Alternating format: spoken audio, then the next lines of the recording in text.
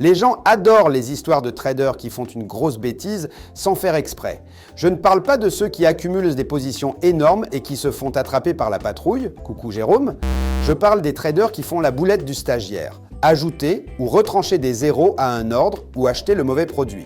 On appelle ça un gros doigt, ou un fat finger en anglais, comme si le trader avait appuyé sur 2 touches en même temps sur son clavier ou sa tablette.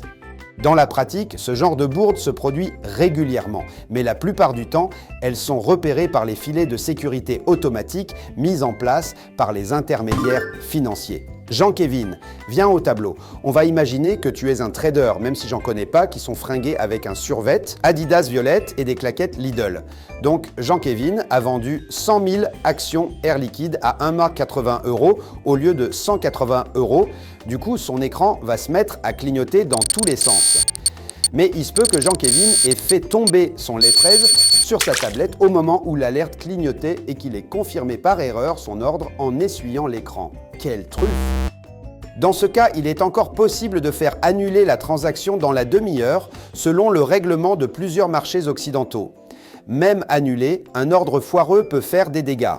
Si un algorithme ou un être humain l'a repéré avant son annulation, il peut en conclure qu'il se passe quelque chose de grave sur Air Liquide, ce qui peut provoquer d'autres ordres vendeurs et une réaction en chaîne pas terrible.